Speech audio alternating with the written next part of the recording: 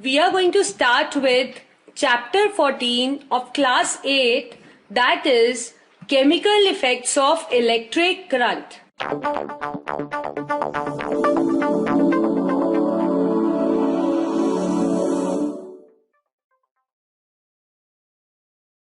अब आपको पता है इलेक्ट्रिक करंट के बारे में तो आप काफी कुछ जानते हैं। जहां से भी करंट पास होता है तो करंट के बहुत सारे आफ्टर इफेक्ट्स होते हैं, जैसे कि आपको पता है मैग्नेटिक इफेक्ट भी केमिकल ये इलेक्ट्रिक करंट प्रोड्यूस कर सकता है, ऐसे ही केमिकल इफेक्ट भी प्रोड्यूस कर सकता है, हीटिंग इफेक्ट भी प्रोड्यूस कर सकता है। तो ये सारे आफ्टर इफेक्ट्स हैं इलेक्ट्रिक करंट के।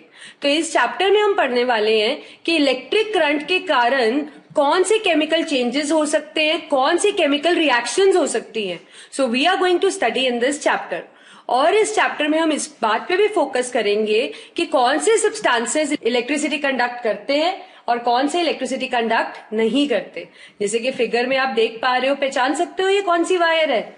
This is a copper wire. ये इलेक्ट्रिसिटी कंडक्ट कर सकती है। और ये क्या है, this is a distilled water. Distilled water is a poor conductor of electricity. जो पानी जो कि बिल्कुल प्योर वाटर है वो इलेक्ट्रिसिटी कंडक्ट नहीं करता है। So in this chapter we are going to study lot of things, जैसे कि कौन इलेक्ट्रिसिटी कंडक्ट करते हैं, कौन नहीं करते, क्या कारण रहता है, ये केमिकल इफेक्ट कैसे होता है, इसकी क्या एप्लीकेशंस है, कहाँ पे आप इसको यूज करते हो। देखिए साइंस में आप जो भी पढ़ते हो वो सब कुछ आपके आसपास ही हो रहा होता है, but you are not familiar with it. So ये एक ऐसा एप्लीकेशन है जो कि आपके आसपास ही हो रहा है। बहुत सी चीजें आपको दिखेंगी जो कि result of chemical effect of electric current ही है। So we are going to make you familiar with this chapter, with the effect of electric current, that is a chemical effect. So let's start with it. List of topics to be covered: substances as good or bad conductors, tester and its working, LED, complete and incomplete circuits, effects of current, electrolyte and non-electrolyte, electrolysis and its application. So let's start with the chapter now. अब देखिए, we come across so many substances in daily routine, पर हमने देखा कि some substances conduct electricity and some substances do not conduct. आप देखिए कितनी सारी चीजें देखते हैं आप, है ना, जिसमें से कुछ substances हैं जिनमें से करंट फ्लो हो सकता है और कुछ substances हैं जिनमें से करंट फ्लो नहीं हो सकता। सो लेट्स सी दैट दो सब्सटेंसेस के ऐसे कौन से सब्सटेंसेस हैं जिनमें से करंट फ्लो कर सकता है और जिनमें से नहीं कर सकता। फॉर एग्जाम्पल ये फिगर में आप देख रहे हो, दिस इज अ रबर, है ना, इरेजर है ये जिसको आप यूज करते हो रब करने के लिए। तो आप जानते हैं कि रबर इलेक्ट्रिसिटी कंडक्ट कर सकती है या नहीं कर सकती है। It do not conduct electricity, ये कंडक्ट नहीं करती है। सेकेंड फिगर में आपके पास है ग्लास। जैसे कि आपको पता है आप ग्लास बहुत सारी चीजों के लिए यूज करते हो, विंडो पैन्स बनते हैं इसके, ग्लासेस के काफी ग्लास वाले मटेरियल्स बनते हैं। ग्लासेस भी इलेक्ट्रिसिटी कंडक्ट नहीं करते हैं, so they also do not conduct electricity. In third figure, we have the wood. I think you can easily recognize it. What is it? It is a wood. Wood do not conduct electricity. Wood भी electricity conduct नहीं करती है. Next we have is an aluminium foil. What is it? This is an aluminium foil. And आप जानते हो कि aluminium foil can actually conduct the electricity. Aluminium foil can conduct the electricity. In the next figure, we have distilled water. Distilled water का मतलब है pure water. What do you mean by distilled water? Pure water. It actually cannot conduct electricity. अभी हम आगे पढ़ेंगे भी कि distilled water cannot conduct electricity. In the next figure, we have the copper wire. We have the copper wire. आपको पता है copper wire हम बहुत चीजों के लिए यूज करते हैं और इलेक्ट्रिकल ट्रांसमिशन में तो इसका बहुत यूज होता है। तो इसीलिए इलेक्ट्रिकल ट्रांसमिशन में यूज होता है because it can actually conduct the electricity. Now अब आपको पता है कि कौन इलेक्ट्रिसिटी कंडक्ट कर सकते हैं, कौन नहीं कर सकते हैं। तो जो इलेक्ट्रिसिटी कंडक्ट कर सकते हैं, जैसे कि अभी हमने कुछ सब्सटेंसेस के बारे में पढ़ा है ना, जो इलेक्ट्रिसिटी कंडक्ट कर सकते थे, और कुछ सब्सटेंसेस जो इलेक्ट्रिसिटी कंडक्ट नहीं करते हैं, है ना। तो आपको पता है कि ये सारे इलेक्ट्रिकल एपिलेंसेस हैं, ये जो फिगर में आप देख रहे हो, these all are electrical appliances. इन इलेक्ट्रिकल एपिलेंसेस में उन्हीं चीजों का, उन्हीं सब्सटेंसेस का यूज होता है जो इलेक्ट्रिसिटी कंडक्ट कर सकते हैं। So these are all electrical appliances which make use of all those substances which can actually conduct electricity. तो ये तो क्लियर है ना आपको कि we come across so many substances, but some can conduct and some do not conduct the electricity. तो इसी basis पे we can classify the substances that whether they allow current to pass और whether they do not allow current to pass through it. So we can classify the substances on the basis of this, that whether they allow the current to pass or they do not allow the current to pass. So we have two kind of substances. One is good conductor, other is bad conductor. Right. So इस basis पे कि current पास हो सकता है या नहीं हो सकता, सब्सटेंसेस को दो कैटेगरीज में क्लासिफाई किया गया है, गुड कंडक्टर या बैड कंडक्टर. तो गुड कंडक्टर्स किसको कहते हैं हम? तो चलिए देखते हैं कि व्हाट आर गुड कंडक्टर्स. नाम से ही पता लग रहा है, good conductors are those which allow current to pass through them. जो अपने में से करंट को पास होने देते हैं, they are called as good conductors. For example, all metals, आपने मेटल्स नॉन मेटल्स चैप्टर पढ़ा है ना, तो उसके अंदर जितने भी मेटल्स हैं, they are good conductor of electricity as they allow current to pass through them. Right. तो देखिए ये फिगर्स, आपके पास कॉपर है, एल्यूमिनियम है, ये कॉपर की वायर है, and this is an aluminium foil, and you know that they are metals. जैसे कि अभी हमने बात किया कि metals are good conductor of electricity, तो कॉपर वायर और एल्यूमिनियम फॉइल, चाहे किसी भी फॉर्म में हम कॉपर को यूज कर रहे हो, जैसे कि यहाँ पे वायर है और इसके अंदर हमने एल्यूमिनियम की form, what we are using is the foil. So in what manner you make use of hardly matters. Matter करता है कि ये कंडक्ट करता है इलेक्ट्रिसिटी के नहीं. तो हमने देखा दे आर गुड कंडक्टर्स, ये इलेक्ट्रिसिटी कंडक्ट करते हैं. ऐसे ही हमारे पास पुअर कंडक्टर्स भी होते हैं. We have poor conductors, so obviously it means which do not allow current to pass through them. जो अपने में से करंट को पास होने नहीं देते हैं, they are called as poor conductors. For example, wood, glass and many more. जैसे कि आप फिगर में देख पा रहे हो, दिस इज वुड, और अभी हमने पहली स्लाइड्स में डिस्कस भी किया कि वुड अपने में से करंट को पास करने नहीं देती है. बल्कि आपको पता है कि कभी आप कोई इलेक्ट्रिक वाली एप्लायंसेस को, कोई तार को, कोई इलेक्ट्रिक वायर को अगर आप छूते हो और आपने साथ में वुड को भी पकड़ रखा है, जैसे कि आपने नॉर्मली देखा होगा कि आपको मना करते हैं आपके मदर्स वगैरह कि कभी भी गीले हाथों से इलेक्ट्रिकल वायर को नहीं छूते हैं, है ना. क्यों? क्योंकि अगर आप इलेक्ट्रिकल वायर को छूते हो तो वहां पे एक चांस है कि आपको शॉक लग सकता है, इलेक्ट्रिक शॉक लग सकता है, और इलेक्ट्रिक शॉक्स फेटल भी हो सकते हैं, मतलब इनसे डेथ भी हो सकती है. तो इसलिए कभी भी गीले हाथों से आपको इलेक्ट्रिक वायर को नहीं छूना चाहिए. ठीक है. लेकिन आप कहते हैं कि अगर आपने लकड़ी को पकड़ रखा हो या आपने रबड़ की चप्पल पहन रखी हो तो आपको करंट से आप बच सकते हो इलेक्ट्रिक शॉक से. क्यों? क्योंकि जो वुड है, ऐसे ही जो ग्लास है, ऐसे ही जो रबड़ है, वो इलेक्ट्रिसिटी को अपने में से पास नहीं होने देते हैं. So you get save in that case. ठीक है. तो पुअर कंडक्टर्स कौन से होते हैं? जो कि अपने में से इलेक्ट्रिक करंट को पास होने नहीं देते हैं. राइट. अब कैसे पता लगता है कि how one can test that given substance is a good or a poor conductor? अब ये तो हमें पता लग गया है ना कि कुछ गुड कंडक्टर्स हैं और कुछ पुअर कंडक्टर्स है। पर कैसे पता लगता है कि कौन सा सब्सटेंस गुड कंडक्टर है और कौन सा पुअर कंडक्टर है? Because we come across so many substances, और सब सब्सटेंसेस की इंफॉर्मेशन तो हमारे पास नहीं रह सकती है, हम लर्न नहीं कर सकते हैं कि विच आर गुड कंडक्टर्स और which fall in the category of poor conductors. So we have an appliance, we have a device actually which we can make use, और हमें पता लग सकता है कि which substance is a good conductor and which is a poor conductor. So what is that instrument or device? That is a tester. क्या होता है वो device? That is a tester. जैसे कि आप फिगर में देख पा रहे हो, this is a tester actually, this you can से ये जो आपको रेड वाला दिख रहा है, this is actually a tester. Tester के बीच में आप देखिए यहाँ पे एक बल्ब लगा होता है। क्या लगा होता है? एक बल्ब।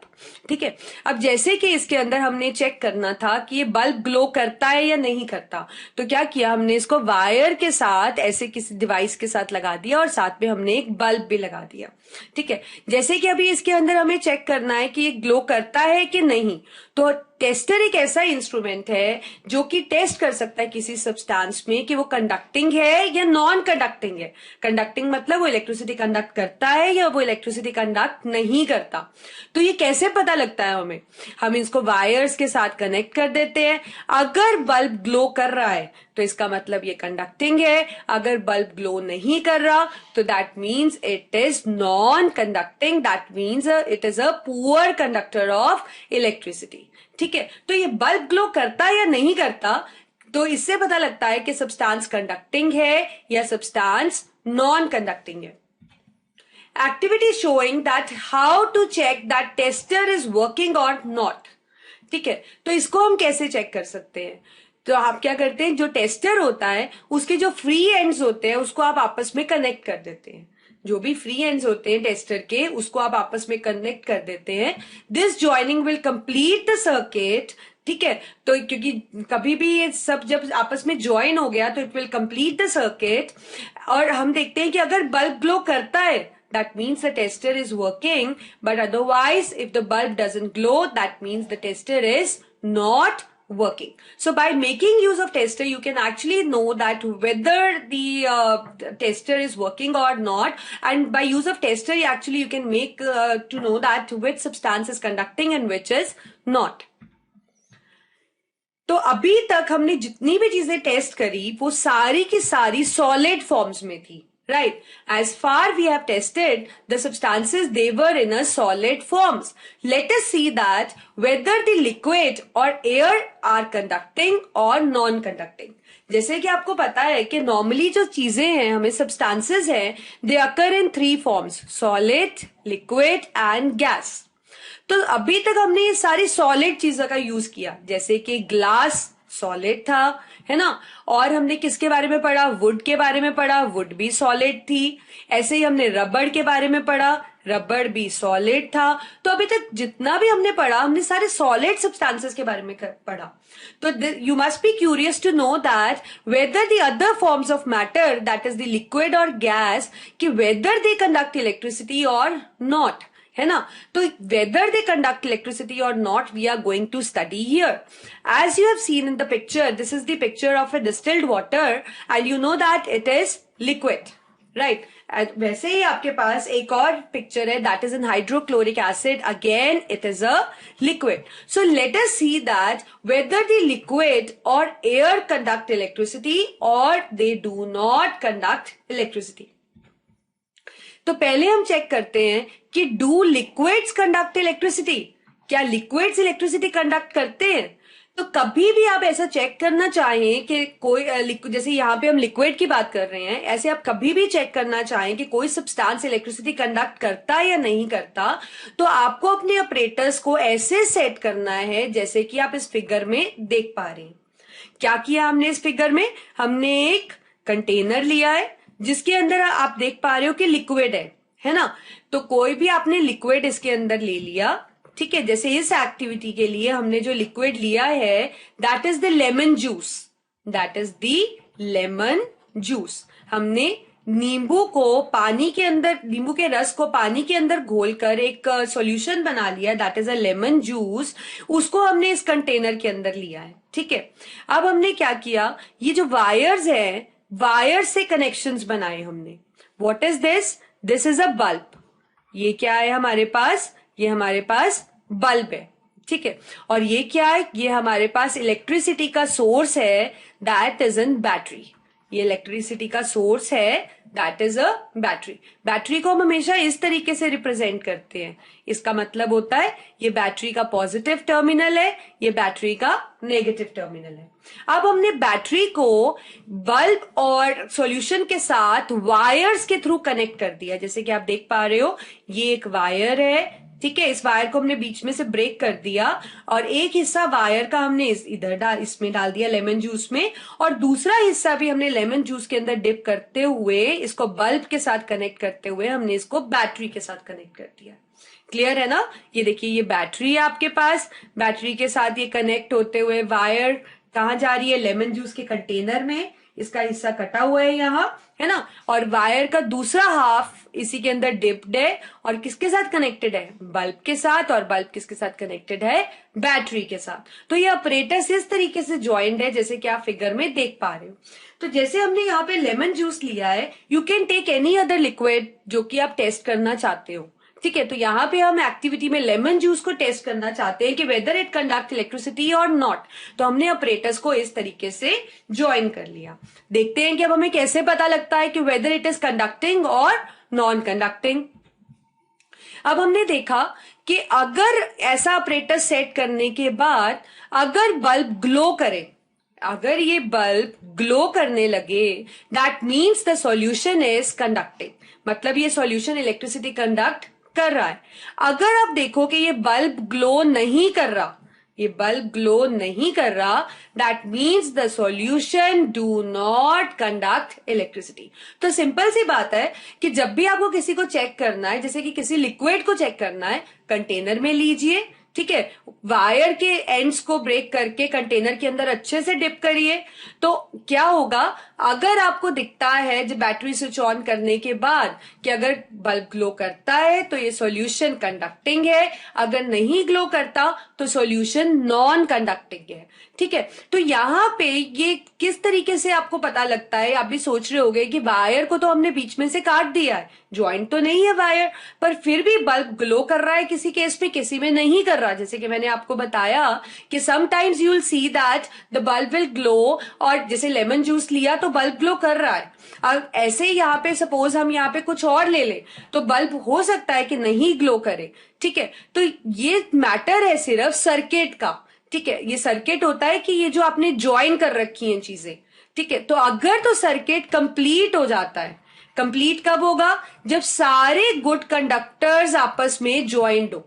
जैसे कि ये जो वायर है ये गुड कंडक्टर है इलेक्ट्रिसिटी की, ये जो लिक्विड है अगर ये गुड कंडक्टर होगा तभी तो ये कनेक्शन सारे प्रॉपर है ना, तभी तो करंट फ्लो करेगा, तभी तो बल्ब ग्लो करेगा। अगर ये नॉन कंडक्टिंग होता तो सर्किट क्या हो जाएगा? ब्रेक हो जाएगा। सर्किट तो ब्रेक हो जाएगा ना, क्योंकि ये देखिए आपने वायर के एंड को तोड़ रखा है और उसके बाद ये लिक्विड में आपने डाल रखा है। अगर तो ये कंडक्टिंग है तो ये वायर, दूसरी वायर और ये सॉल्यूशन आपस में कंडक्टिंग है, तो सर्किट बना हुआ है इनका।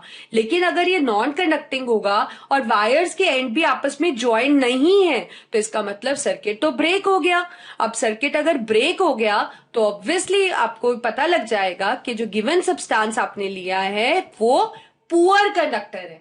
ठीक है, तो लेमन जूस जैसे कि हमने देखा कि हमने जब ये ऑपरेटर सेट किया ऐसे तो बल्ब ग्लो करने लगा, तो इसका मतलब जो लेमन जूस है वो कंडक्टिंग है, it is a good conductor of electricity. और इससे आपको ये भी पता लगा कि liquids can actually conduct electricity, but there are few liquids which do not conduct electricity. अभी हम देखेंगे कि not all the liquids can conduct electricity, few liquids can conduct and few liquids do not conduct, मतलब कि वो poor conductor है। जैसे कि कुछ गुड कंडक्टर होते हैं, ऐसे लिक्विड्स भी कुछ पुअर कंडक्टर्स भी होते हैं। अब हमें ये जानना है कि भी ये जो बल्ब है ये ग्लो क्यों करने लगा। ठीक है, अब क्या हुआ, जैसे कि मैंने आपको बताया कि सर्किट कंप्लीट हो गया, इसलिए वो ग्लो होने लगा। अब सर्किट अगर इनकम्प्लीट रह जाएगा, मतलब कहीं से ब्रेक हो जाएगा, तो बल्ब ग्लो नहीं करेगा। अब जैसे कि एक और इसके पीछे लॉजिक है, एक तो कंप्लीट और इनकम्प्लीट सर्किट वाली बात तो है कि एंड सारे आपस में कनेक्टेड रहेंगे तो सर्किट कंप्लीट रहेगा और करंट फ्लो करेगा और बल्ब ग्लो करेगा। अगर सर्किट कहीं से ब्रेक हो जाता है तो इनकम्प्लीट सर्किट होने के करके बल्ब ग्लो नहीं करेगा। एक और लॉजिक है इसके पीछे जो जिससे हम बता सकते हैं कि बल्ब ग्लो करेगा कि नहीं करेगा। अब देखिए, जब भी कहीं से करंट फ्लो करता है, आप याद रखिए, whenever current flows through any substance, तो करंट के दो इफेक्ट रहते हैं। एक तो करंट का इफेक्ट है हीटिंग इफेक्ट, मतलब वो चीज को गर्म कर सकता है, ठीक है, और एक इफेक्ट है मैग्नेटिक इफेक्ट, मतलब कि वहां पे अगर आप कोई मैग्नेटिक नीडल रख दो तो आप उसके अंदर डिफ्लेक्शन देखोगे। तो कभी भी कहीं से करंट फ्लो कर रहा है, ये दोनों इफेक्ट्स हम मोस्टली देखते हैं। कौन कौन से? हीटिंग इफेक्ट और मैग्नेटिक इफेक्ट। अब इसका जो लॉजिक है कि ये बल्ब ग्लो करेगा या नहीं करेगा, ये हीटिंग इफेक्ट के बेसिस पे हम एक्सप्लेन कर सकते हैं, ठीक है। तो अभी हमने बोला कि जैसे कि करंट अगर फ्लो करा, अगर ये सब्सटेंस जो आपने कंटेनर में लिया, अगर ये गुड कंडक्टर है, ठीक है, तो क्या होगा, ये करंट फ्लो करवाएगा अपने में से, उस करके हीटिंग इफेक्ट प्रोड्यूस होगा। हीटिंग इफेक्ट प्रोड्यूस होने करके जो बल्ब का फिलामेंट है, जो बल्ब आपको पता है ना, जैसे ये बल्ब है, बल्ब के अंदर फिलामेंट होता है, ठीक है, तो हीटिंग इफेक्ट करके ये जो बल्ब का फिलामेंट है ये गर्म हो जाएगा बहुत हाई टेम्परेचर पे। जैसे जैसे करंट की वैल्यू बढ़ती जाएगी, हीट भी बढ़ती जाएगी, हीट बढ़ेगी तो फिलामेंट भी गर्म हो जाएगा, और हाई टेम्परेचर पे गर्म होने की वजह से इट विल स्टार्ट ग्लोइंग। तो तभी हमें पता लगेगा। देखिए, पहली बात तो ये, सर्किट कंप्लीट होना बहुत जरूरी है। अगर सर्किट कंप्लीट है then only the current is going to flow. अगर सर्किट कंप्लीट नहीं है तो चाहे ये लिक्विड कंडक्टिंग हो, अगर सपोज यहां से वायर मैं आपको कह दूं कि ब्रेक हो गई, तो इसका मतलब चाहे ये सॉल्यूशन कंडक्टिंग है भी तो भी करंट फ्लो नहीं करेगा, बल्ब ग्लो नहीं करेगा, ठीक है। तो पहली बात तो ये है कि circuit has to be complete अगर कभी भी आपने टेस्ट करना है कि कोई चीज कंडक्टिंग है कि नहीं। दूसरी बात हम ये कर रहे हैं कि सपोज अगर ये कंडक्टिंग था, ये लेमन जूस कंडक्टिंग था, तो बल्ब क्यों ग्लो हुआ? बल्ब इसलिए ग्लो हुआ क्योंकि जब करंट फ्लो किया तो करंट का इफेक्ट होता है हीटिंग इफेक्ट। तो जब करंट यहां से फ्लो हुआ, बल्ब का जो फिलामेंट है वो करंट की हीटिंग इफेक्ट की वजह से हीट अप हो गया हाई टेम्परेचर पे एंड इट स्टार्ट्स ग्लोइंग।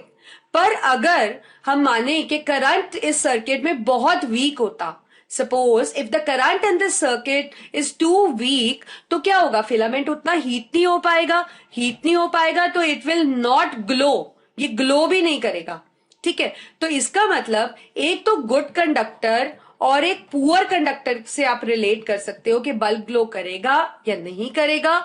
और दूसरी बात, कंप्लीट सर्किट और इनकम्प्लीट सर्किट से आप इंडिकेट कर सकते हो कि बल्ब ग्लो करेगा या नहीं करेगा।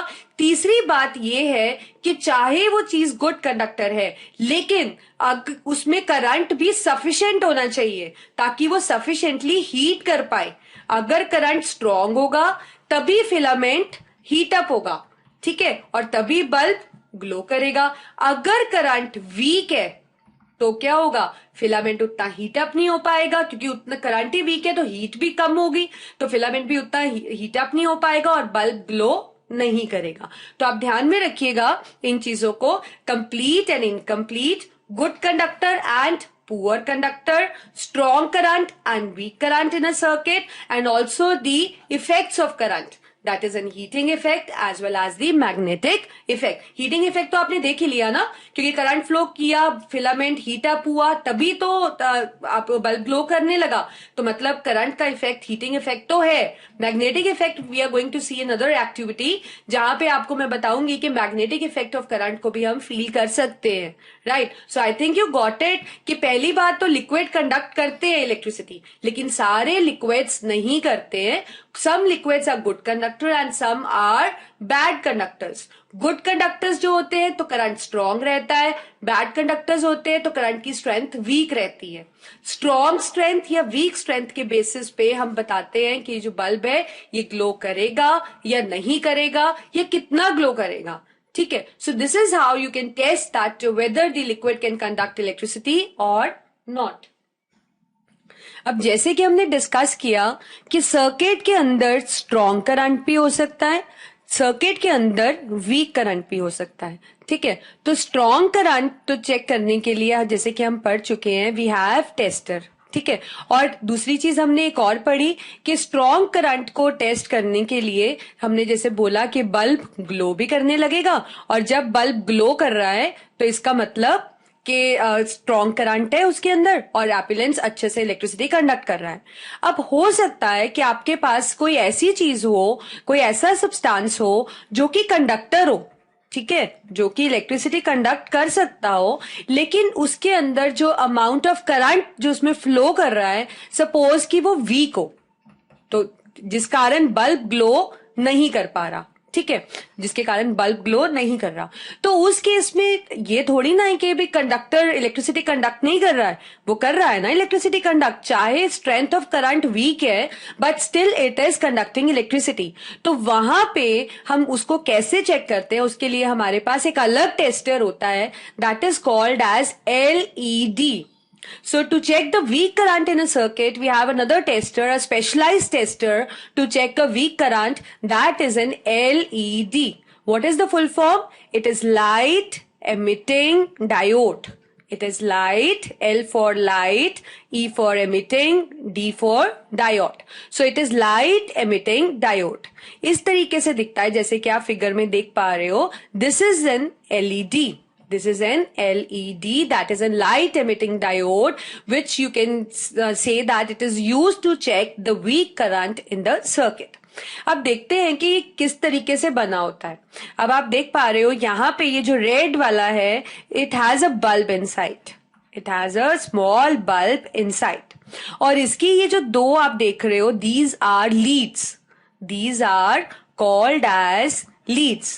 ठीक है, आप फिगर में ये भी देख पा रहे हो, one lead is slightly longer, this one is slightly longer and this is slightly smaller. ठीक है, तो एक लीड लॉन्ग होती है और दूसरी लीड स्लाइटली शॉर्ट होती है. जो लॉन्गर लीड है वो हमेशा बैटरी के पॉजिटिव टर्मिनल के साथ कनेक्ट होती है. जैसे कि मैंने आपको बताया था कि हमारे पास जो बैटरी है उसको हम इस तरीके से बनाते हैं, है ना, जिसमें ये पॉजिटिव टर्मिनल है और ये छोटी लाइन नेगेटिव टर्मिनल है.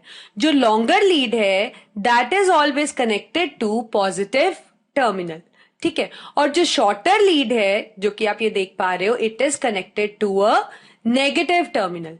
तो लॉन्गर लीड पॉजिटिव टर्मिनल के साथ कनेक्ट होती है, जो शॉर्टर है that connects to a negative terminal. ठीक है, तभी इनको हमने नाम दे दिया. जो कि पॉजिटिव टर्मिनल के साथ कनेक्ट होती है उसको हमने एनोड बोल दिया, और जो नेगेटिव टर्मिनल के साथ कनेक्ट होती है उसको हमने कैथोड बोल दिया. This you will learn in the later in this chapter that what is anode and cathode, या एनोड को पॉजिटिव और कैथोड को नेगेटिव कहते हैं. पर अभी के लिए आप सिर्फ ये याद रखिए कि जो लॉन्गर लीड है that is connected to a positive terminal, और जो चीज पॉजिटिव टर्मिनल के साथ कनेक्ट होती है that is called as anode. और जो छोटी लीड है, ठीक है, that is connected to a negative terminal, और जो नेगेटिव टर्मिनल के साथ कनेक्ट होती है that is called as cathode. तो इस तरीके से LED दिखता है. तो किस तरीके से आप इसको देखते हो, जैसे आपने कहीं भी सर्किट में इसको चेक करना है तो आप इसको इस तरीके से अटैच कर देते हो. तो अगर इसका बल्ब ग्लो होने लगे तो इसका मतलब करंट है सर्किट में, और अगर ये बल्ब ग्लो नहीं हो तो इसका मतलब सर्किट में करंट नहीं है. तो this is a device which is actually used to check this in the circuit कि करंट है लेकिन करंट क्या है, वीक है. तो कभी भी वीक करंट हो अगर सर्किट के अंदर तो that can be check by using this LED. तो इस तरीके से आपको याद रखना है कि LED is specially used to check the weak current in the circuit. तो अगर बल्ब ग्लो करता है इसका मतलब करंट है सर्किट में, अगर बल्ब ग्लो नहीं करता है तो that means there is no current flowing in the circuit. अब ऐसे ही जैसे कि अभी हम डिस्कस कर चुके हैं, हमने उस एक्टिविटी में डिस्कस किया कि लिक्विड कंडक्ट करते हैं या नहीं करते इलेक्ट्रिसिटी, तो चाहे वो सॉलिड को टेस्ट कर रहे हो, चाहे लिक्विड को, चाहे गैस को, ठीक है, तो कभी भी कोई सर्किट है that should be complete. Circuit हमेशा क्या होना चाहिए? कंप्लीट। कंप्लीट का मतलब है ऑल कनेक्शंस आर प्रॉपर, सारे के सारे कनेक्शंस प्रॉपर हैं, कहीं पे भी ब्रेक नहीं है। जैसे कि आप देखिए ये बैटरी है, ये wire is connected to a bulb, है ना, बल्ब के साथ फिर वायर अटैच हो रही है और it is going inside the battery. तो दैट मीन्स यहाँ पे कहीं पे भी कुछ वायर ब्रेक या किसी तरीके का ब्रेक नहीं है सर्किट में, सारे कनेक्शंस प्रॉपर हैं, सब ज्वाइंट आपस में। सो दैट इज नीडेड। कभी भी आप कहीं कोई सर्किट यूज करो तो वहां सर्किट क्या होना चाहिए? कंप्लीट होना चाहिए, कि सारे कनेक्शंस प्रॉपर होने चाहिए। Incomplete circuit when all the connections are not proper and there may be a wire break।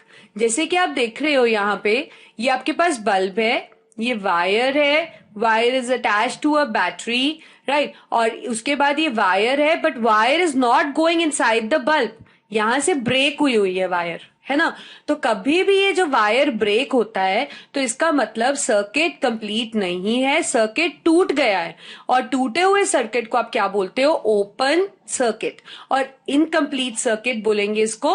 और इसमें करंट फ्लो नहीं करेगा क्योंकि यहाँ पे वायर ब्रेक हो गया है। तो आपको याद रखना है, कभी भी हम चाहते हैं कि सर्किट के अंदर करंट फ्लो करे, सर्किट के अंदर करंट फ्लो करे, तो क्या कौन सा सर्किट होना चाहिए हमारे पास? ओपन या क्लोज्ड? क्लोज सर्किट होता है, कंप्लीट सर्किट को ही क्लोज सर्किट कहते हैं, ठीक है। तो सर्किट क्या होना चाहिए? क्लोज्ड, मतलब कि कंप्लीट होना चाहिए। क्योंकि अगर ओपन सर्किट हो या इनकम्प्लीट सर्किट हो तो करंट फ्लो नहीं करता है, ठीक है। तो कभी भी करंट सर्किट के अंदर हम चाहते हैं फ्लो करें तो कनेक्शंस प्रॉपर होने चाहिए, सब जुड़े होने चाहिए आपस में।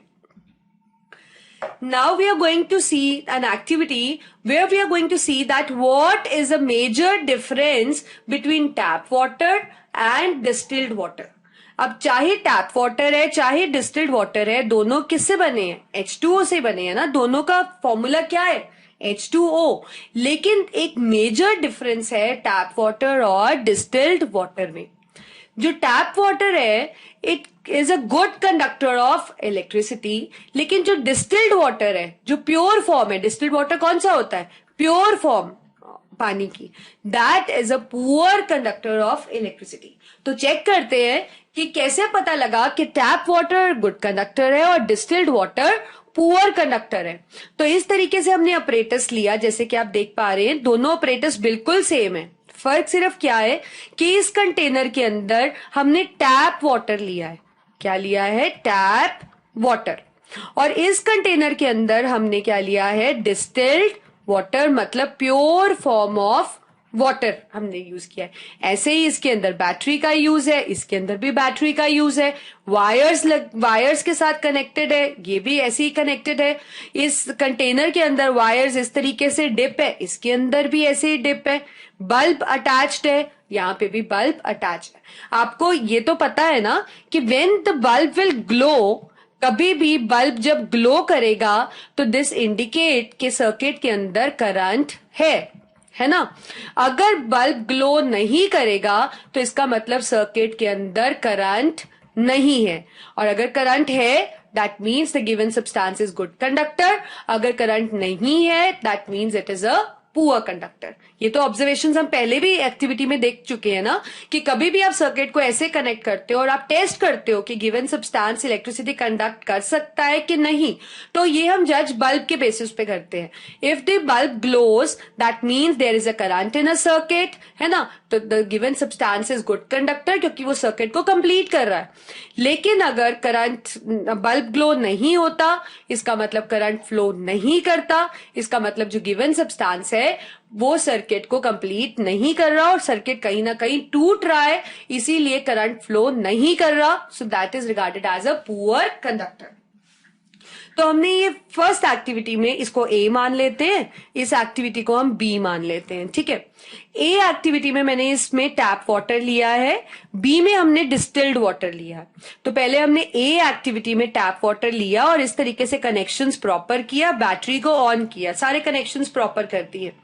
तो हमने देखा कि बल्ब ग्लो करने लगा, ठीक है। इसका मतलब ये इलेक्ट्रिसिटी कंडक्ट करता है, क्योंकि बल्ब ग्लो करने का मतलब है कि सर्किट में करंट फ्लो किया, तभी बल्ब का फिलामेंट हीट अप हो गया और ग्लो करने लगा। तो इसका मतलब टैप वाटर तो गुड कंडक्टर ऑफ इलेक्ट्रिसिटी है, ठीक है। तो आइए देखते हैं activity B, where we are taking distilled water.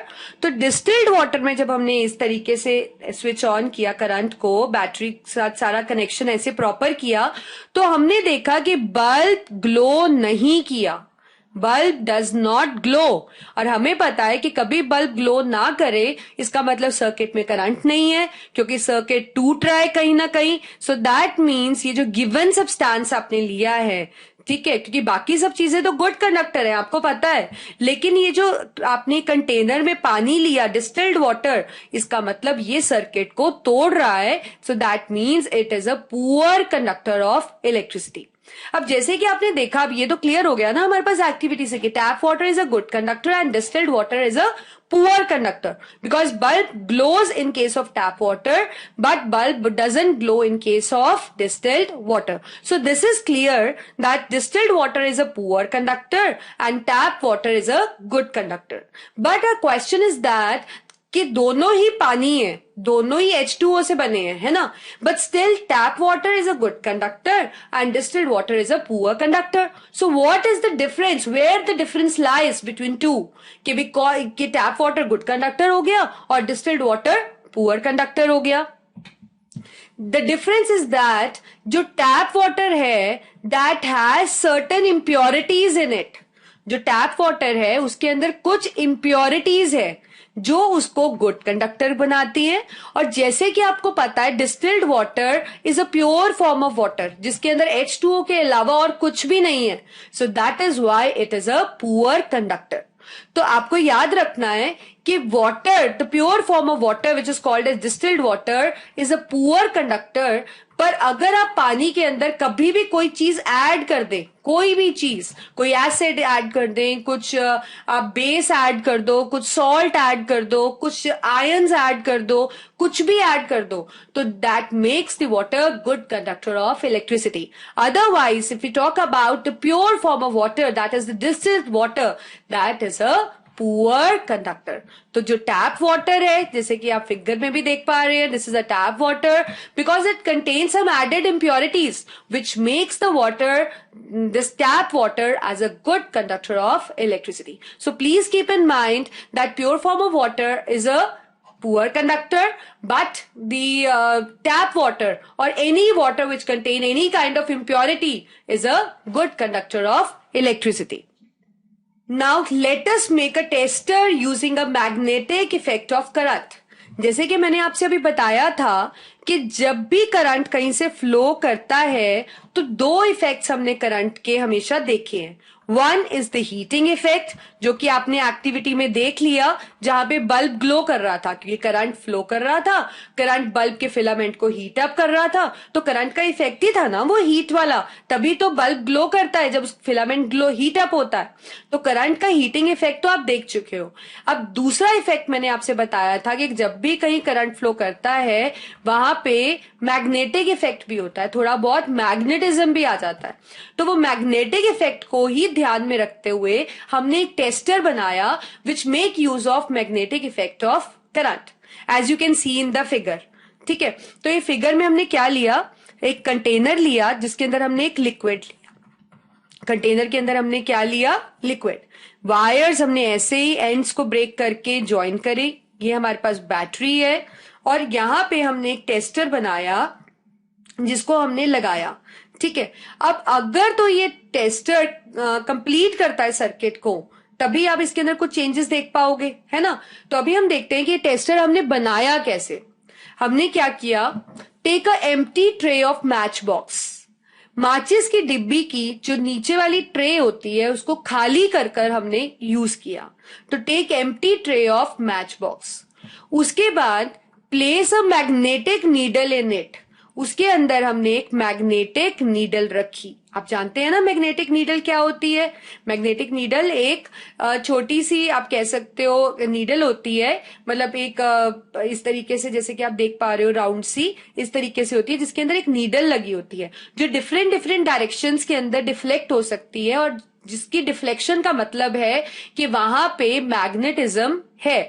ठीक है, आपने उसके बाहर एक इलेक्ट्रिक वायर रैप करी, जैसे कि आप देख पा रहे हो एक इलेक्ट्रिक वायर, यही जो वायर हमने यूज करी इसी को हमने इस तरीके से रैप करते हुए इसके बैटरी के साथ ज्वाइन कर दिया। Now join the free ends, you will notice that the needle will show deflection। अब हमने ये ends को ज्वाइन कर दिया बैटरी के साथ। बैटरी के साथ ज्वाइन करने का मतलब है कि करंट सर्किट के अंदर फ्लो होने लगा। ठीक है, अब करंट अगर सर्किट के अंदर फ्लो होने लगा तो अब कैसे पता लगेगा कि करंट का मैग्नेटिक इफेक्ट होता है? तो जैसे ही करंट स्विच ऑन हुआ, नीडल के अंदर आपको डिफ्लेक्शन दिखी। नीडल के अंदर क्या दिखी आपको? डिफ्लेक्शन। जैसे ही आप करंट स्विच ऑफ कर देते हो तो नीडल की डिफ्लेक्शन भी खत्म हो जाती है। तो जब करंट स्विच ऑन होता है तो डिफ्लेक्शन होती है, जब करंट स्विच ऑफ कर देते हो तो डिफ्लेक्शन भी खत्म हो जाती है। तो पहली बात तो आपको यहां से ये पता लगती है कि करंट का इफेक्ट है मैग्नेटिक इफेक्ट, क्योंकि तभी तो करंट जब आप ऑन करते हो तो नीडल में डिफ्लेक्शन दिखती है, क्योंकि नीडल में डिफ्लेक्शन तो मैग्नेटिक इफेक्ट करके ही आती है। और जब करंट स्विच ऑफ करते हो तो डिफ्लेक्शन खत्म हो जाती है, क्योंकि मैग्नेटिक करंट की वजह से मैग्नेटिक इफेक्ट है और वो खत्म हो जाता है। ठीक है, तो पहली चीज तो आप ये प्रूव कर सकते हो कि करंट जो है उसका मैग्नेटिक इफेक्ट है। अब दूसरी बात, जैसे कि हमने इसको इस तरीके से यूज किया, तो ये टेस्टर की तरह कैसे काम कर रहा है? Now connect the two free ends of wire with the terminals of battery. आपने इस तरीके से इसको बैटरी के साथ कनेक्ट कर दिया। Now it is ready to test different other substances. अब आपने क्या किया, इस कंटेनर के अंदर हमने लिक्विड लिया एक। ठीक है, सारे कनेक्शंस अगर प्रॉपर हैं तो इसका मतलब सर्किट के अंदर करंट फ्लो करेगा। अब सर्किट के अंदर जब करंट फ्लो करेगा तो इसका मतलब ये डिफ्लेक्शन आएगी, क्योंकि करंट का इफेक्ट होता है मैग्नेटिक इफेक्ट। तो इसका मतलब जब भी आपने कोई, जैसे सपोज कोई लिक्विड लिया, तो अगर वो करंट को अपने में से फ्लो करने देता है तभी डिफ्लेक्शन आएगी, अगर करंट फ्लो करने नहीं देता तो डिफ्लेक्शन नहीं आएगी। तो इससे आप टेस्ट कर सकते हो कि कौन कंडक्ट करता है इलेक्ट्रिसिटी, क्योंकि जो गुड कंडक्टर होंगे सिर्फ उनके करके डिफ्लेक्शन आएगी, है ना, क्योंकि वही तो करंट को पास करने देंगे, और करंट होगा तो मैग्नेटिक इफेक्ट होगा। लेकिन जो पुअर कंडक्टर है उनको यूज करने से इस कंटेनर में डिफ्लेक्शन नहीं आएगी, क्योंकि वो करंट को फ्लो करवाएंगे ही नहीं अपने में से, और करंट अगर फ्लो नहीं करेगा then there won't be any magnetic effect, और नीडल भी डिफ्लेक्शन नहीं करेगी।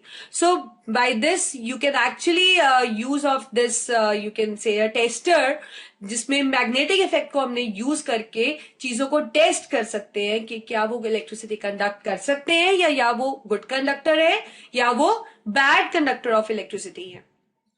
Now we are going to study about the effect of current on conducting solutions। अभी तक आप ये तो जान चुके हो ना कि जो लिक्विड्स हैं वो इलेक्ट्रिसिटी कंडक्ट करते हैं अपने में से। ठीक है, वो अलग बात है कि कुछ लिक्विड्स गुड कंडक्टर्स हैं और कुछ लिक्विड्स पुअर कंडक्टर्स हैं। जैसे कि मैंने आपको बताया कि फॉर एग्जाम्पल लेमन जूस की हमने एक्टिविटी करी थी अभी, है ना, तो लेमन जूस गुड कंडक्टर है, और डिस्टिल्ड वाटर, जो कि अभी हमने पढ़ा टैप वाटर से डिफरेंस के साथ भी, कि डिस्टिल्ड वाटर पुअर कंडक्टर है तो दोनों ही लिक्विड्स, लेकिन कुछ लिक्विड्स गुड कंडक्टर्स भी हो सकते हैं और कुछ लिक्विड्स ऐसे भी हैं जो पुअर कंडक्टर्स हो। ठीक है, तो now we are going to study that कि सपोज जो कंडक्टिंग सॉल्यूशंस है, मतलब जो गुड कंडक्टर्स हैं लिक्विड्स, उन पे करंट का क्या इफेक्ट रहता है, कि जब इलेक्ट्रिसिटी उनमें से पास करती है तो लिक्विड्स के अंदर किस तरह के चेंजेस हमने देखे हैं। तो कौन से सॉल्यूशंस की बात कर रहे हैं? कंडक्टिंग वालों की, जो अपने में से इलेक्ट्रिसिटी कंडक्ट करने देते हैं। ठीक है, जैसे कि अभी आपने ये ऑपरेटर्स देखा कि कभी भी ये स्टडी करने के लिए कि किस तरीके का इफेक्ट होता है तो हम इस तरीके का ऑपरेटर्स यूज करते हैं। This operators is called as electrolytic cell. क्या बोलते हैं इस अपरेटस को हम? Electrolytic cell. ठीक है, तो ये सॉल्यूशन, जिस भी कंडक्टिंग सॉल्यूशन को हमने लेना है चेंजेस को ऑब्जर्व करने के लिए, वो कंडक्टिंग सॉल्यूशंस इस सेल के अंदर हम ले लेते हैं। ठीक है, और ये जो पॉजिटिव नेगेटिव है, दीज आर एक्चुअली, आप कह सकते हो, these are called as electrodes, क्योंकि ये electrodes is actually a source of current in this liquid, और ये वायर्स के साथ बैटरी या सेल के साथ कनेक्टेड होते हैं इस तरीके से। तो अभी हम आगे करेंगे, don't get panic, we are going to study in detail the electrolytic cell, electrodes, wire, battery किस तरीके से कनेक्ट होता है। ये अभी मैंने सिर्फ आपको इसलिए बताया कि so that you should know something, क्योंकि अभी हम आगे करने लगे हैं, पढ़ने लगे हैं इसको, कि किस तरीके से कंडक्टिंग सॉल्यूशंस में क्या इफेक्ट ऑफ करंट आता है। तो ये फिगर को थोड़ा सा मैंने आपको ऐसे ही एक्सप्लेन किया। तो अभी आप सिर्फ फिगर को ये सोचिए कि हमने कंटेनर लिया और इसके अंदर हमने कंडक्टिंग सॉल्यूशन लिया, तो क्या जब हम करंट पास करेंगे तो इस सॉल्यूशन के अंदर कुछ चेंजेस होंगे, कुछ रिएक्शंस होंगे।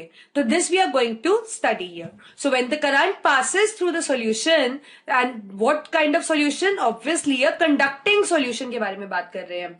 सो the chemical reaction takes place. तो कभी भी कंडक्टिंग सॉल्यूशन में से करंट को पास करेंगे, जो कि हम ऐसे ऑपरेटर्स में अभी आगे पढ़ेंगे कि कैसे यूज करेंगे।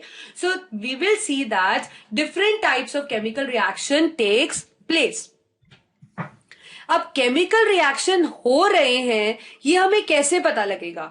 तो ऑब्वियसली अगर जब मैं आपको कहती हूं कि कोई आपने लिक्विड लिया और उसमें से करंट पास किया हमने, और उसके अंदर कुछ केमिकल रिएक्शन हुए, तो कुछ केमिकल रिएक्शन के इफेक्ट्स तो दिखेंगे ना हमें, है ना, कि किस तरीके के इफेक्ट्स हमें देख पाएंगे। जैसे कि आप ये फिगर देख रहे हो, तो इसमें भी हमने एक लिक्विड लिया और इसके अंदर भी कुछ, जब हमने इलेक्ट्रिसिटी पास करी तो कुछ केमिकल रिएक्शंस हुए।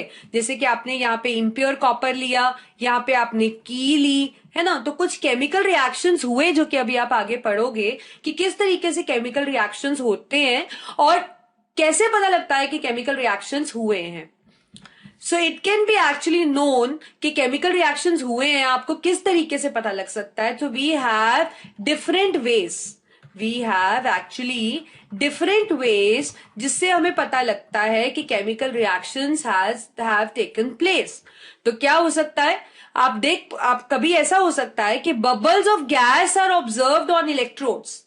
इलेक्ट्रोड्स कौन से होते हैं? ये जो मैंने आपको बताया, जिनको आप बैटरी वायर्स के साथ, बैटरी के साथ कनेक्ट करते हो। ठीक है, तो बबल्स ऑफ गैस आप देख पाते हो। कई बार आप देखते हो कि ये इस तरीके से बबल्स बन रहे हैं, जो कि ये टर्मिनल्स है जो कि बैटरी के साथ कनेक्ट होने वाले हैं वायर्स के थ्रू।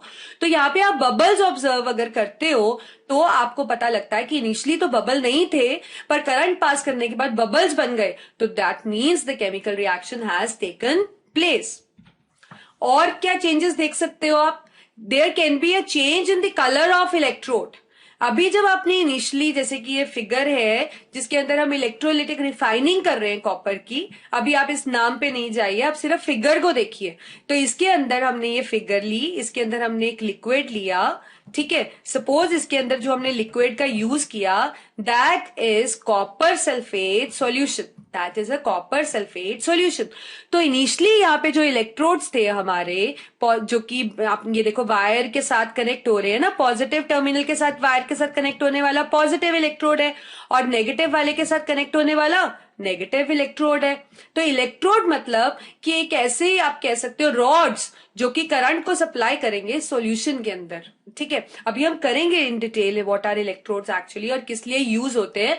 तो अभी के लिए आप सिर्फ इतना याद रखिए कि ये जो है इलेक्ट्रोड्स जो है पॉजिटिव और नेगेटिव होते हैं। कैसे पता लगता है? क्योंकि वायर के साथ बैटरी के पॉजिटिव या नेगेटिव टर्मिनल के साथ अटैच होते हैं। तो जो पॉजिटिव के साथ अटैच होता है वो पॉजिटिव, जो नेगेटिव के साथ होता है वो नेगेटिव। तो इनिशियली जब आपने इलेक्ट्रोड लिए तो दोनों सेम कलर के थे, पर जैसे ही हमने इसके अंदर इलेक्ट्रिक करंट पास किया तो हमने देखा कि इस इलेक्ट्रोड का कलर चेंज हो गया, ये थोड़ा रेड हो गया। ठीक है। तो जैसे कि इस फिगर के एग्जाम्पल में ये इनप्योर कॉपर से बना था ये पॉजिटिव टर्मिनल, और ये क्या बना, प्योर कॉपर से। तो इनिशियली कलर क्या था, सेम था, लेकिन केमिकल जब हमने इलेक्ट्रिक करंट पास किया तो केमिकल रिएक्शन हुए जिस करके इलेक्ट्रोड का कलर बदल गया। तो कभी भी इलेक्ट्रोड के कलर में चेंज आ जाए जैसे कि इसमें आया, so this actually indicates that chemical reactions has taken place. तो इस तरीके से आपको पता लग सकता है कि केमिकल रिएक्शन हुए हैं। जैसे बबल्स बने थे पिछली उसमें, इसके अंदर इलेक्ट्रोड का कलर ही बदल गया। और हो सकता है कि you see that deposits of metal on electrodes, कि हम देखें कि कोई मेटल इलेक्ट्रोड पे इकट्ठा हो गया। जैसे कि इस फिगर में आप देखिए, ये आपके पास लिक्विड है, कॉपर सल्फेट सॉल्यूशन है, इसके अंदर आपने पॉजिटिव टर्मिनल कॉपर का बनाया है और नेगेटिव टर्मिनल एक स्पून है जो कि आयरन का बना हुआ है। जो किसका बना हुआ है, आयरन का। तो जब इसमें से केमिकल रिएक्शन हुए, मतलब हमने इलेक्ट्रिक करंट पास किया जिसके कारण केमिकल रिएक्शन हुए, तो कुछ टाइम के बाद हमने देखा कि ये जो आयरन का स्पून है, ये जो आयरन का ऑब्जेक्ट है स्पून की फॉर्म में, इसके ऊपर सारा कॉपर की लेयर चढ़ गई। किसकी लेयर चढ़ गई, कॉपर की। तो हो सकता है कि मेटल इलेक्ट्रोड पे ही पूरा चढ़ जाए। तो ये इलेक्ट्रोड किसका बना हुआ था, यहाँ पे इलेक्ट्रोड की फॉर्म क्या ली थी आपने, स्पून ली थी, है ना। तो इस स्पून के ऊपर, स्पून को हम इलेक्ट्रोड ही मानेंगे ना यहाँ पे, क्योंकि यही तो वायर के साथ, बैटरी के साथ कनेक्टेड है ना। तो ये स्पून के ऊपर इस कॉपर की पूरी लेयर चढ़ जाने को, deposit of metal on electrodes can actually indicate कि केमिकल रिएक्शन हुआ है। क्योंकि इनिशियली तो ये आयरन का स्पून था, पर जब हमने इलेक्ट्रिक करंट पास किया तो इसके ऊपर कोटिंग थोड़ी देर बाद हमने देखा कॉपर की चढ़ने लगी। तो ये जो कोटिंग चढ़ी, जो डिजायर्ड डिपॉजिट हुआ मेटल का इस इलेक्ट्रोड पे जो कि स्पून की फॉर्म में था, सो ये केमिकल रिएक्शन की वजह से ही हुआ ना। तो इसका मतलब करंट का इफेक्ट केमिकल रिएक्शन होता है, और केमिकल रिएक्शन का फील कर सकते हो जैसे कि हमने बबल्स वाला करा, इलेक्ट्रोड के कलर में चेंज करा, ऐसे ही इसके अंदर आपने देखा इलेक्ट्रोड के ऊपर या किसी ऑब्जेक्ट जो कि आपने इलेक्ट्रोड बनाया उसके ऊपर किसी और मेटल की कोटिंग चढ़ गई। So any of these actually जो हमने अभी पढ़े हैं, इनमें से आपको इंडिकेशन हो सकती है कि केमिकल रिएक्शन हुआ है। So now we are going to classify the conducting solutions। जैसे कि आपको पता है कि हमारे पास कंडक्टिंग सॉल्यूशंस होते हैं, है ना। तो कंडक्टिंग सॉल्यूशंस को हमने एक अलग नाम दिया है और नॉन कंडक्टिंग सॉल्यूशंस को हमने एक अलग नाम दिया है। तो जो अपने में से इलेक्ट्रिसिटी कंडक्ट करते हैं, मतलब आपने इलेक्ट्रिक करंट पास किया कुछ सॉल्यूशन में से और उनमें केमिकल रिएक्शन हो गए, उन सॉल्यूशंस को तो आप कंडक्टिंग सॉल्यूशंस कहते हो। और वो सॉल्यूशंस जिनमें से आपने इलेक्ट्रिक करंट पास किया तो इलेक्ट्रिक करंट पास हुआ भी नहीं और इस करके कोई केमिकल रिएक्शन हुआ भी नहीं, तो उनको आप नॉन कंडक्टिंग सॉल्यूशंस कहते हो। इनके लिए हमारे पास एक और टेक्निकल टर्म है। ये जो कंडक्टिंग सॉल्यूशंस है उनको हम क्या बोलते हैं, जिनके अंदर केमिकल रिएक्शन हुआ है उनको हम बोलते हैं इलेक्ट्रोलाइट। इलेक्ट्रोलाइट का क्या मतलब हुआ, इलेक्ट्रो, इसको दो पार्ट्स में हम स्प्लिट कर देते हैं। इलेक्ट्रोलाइट, इलेक्ट्रो का मतलब इलेक्ट्रिक करंट, लाइट का मतलब टूटना, लाइस आप कह सकते हो, ब्रेक डाउन, ठीक है। तो इलेक्ट्रिक करंट पास करने से जिस सॉल्यूशन का ब्रेक डाउन हो जाए तो आप उसको क्या बोलते हो, इलेक्ट्रोलाइट। और ये ब्रेक डाउन क्यों हुआ है, because chemical reaction has taken place और इसीलिए आपको ये ब्रेक डाउन हो गया। So these are called as electrolyte. So electrolyte are दो सब्सटेंसेस जिसमें से आपने इलेक्ट्रिक करंट पास की and these solutions actually break down, ठीक है। तो इनको आप क्या बोलते हो, कंडक्टिंग सॉल्यूशंस। तो टेक्निकल टर्म क्या है इनकी, इलेक्ट्रोलाइट। और नॉन इलेक्ट्रोलाइट कौन है, जिसमें से इलेक्ट्रिक करंट आपने पास किया वो कोई ब्रेक डाउन नहीं हुआ, उनमें से उनका कोई ब्रेक डाउन नहीं हुआ। So these are called as non electrolyte. तो इलेक्ट्रोलाइट कौन है, जो कि ब्रेक डाउन हो जाते हैं करंट पास करने पे, और नॉन इलेक्ट्रोलाइट कौन है, जो ब्रेक डाउन नहीं होते हैं जब आप इलेक्ट्रिक करंट पास करते हो, क्योंकि उनके अंदर कोई केमिकल रिएक्शन नहीं होता है। तो इलेक्ट्रोलाइट पढ़ते हैं। तो इलेक्ट्रोलाइट जो कि क्लियर है, अभी हम डिस्कस कर चुके हैं। इलेक्ट्रो मतलब इलेक्ट्रिक करंट, लाइट का मतलब है ब्रेक डाउन, ठीक है। तो the substances which on passing current dissociates into ions. Suppose अगर मैं आपको कहूं कि ये मेरे पास एक इलेक्ट्रोलाइट है AB, AB is an electrolyte, और अब AB को मैं इलेक्ट्रोलाइट कब कहूंगी, जब मैं इसमें से इलेक्ट्रिक करंट पास करती हूं and as a result it dissociates into ions. It dissociates into ions. आपको पता है ना कि आयंस हमारे पास पॉजिटिव और नेगेटिव ही होते हैं, एक पॉजिटिव और एक नेगेटिव। तो अगर इसमें से ये जो इलेक्ट्रोलाइट है इसका पॉजिटिव और नेगेटिव पार्ट में ये टूट जाता है, तो इसका मतलब it is called as an electrolyte, क्योंकि करंट पास करने से it dissociate into ions, its respective ions. जो पॉजिटिव था वो पॉजिटिव में अलग हो गया, जो नेगेटिव पार्ट था वो नेगेटिव पार्ट में अलग हो गया।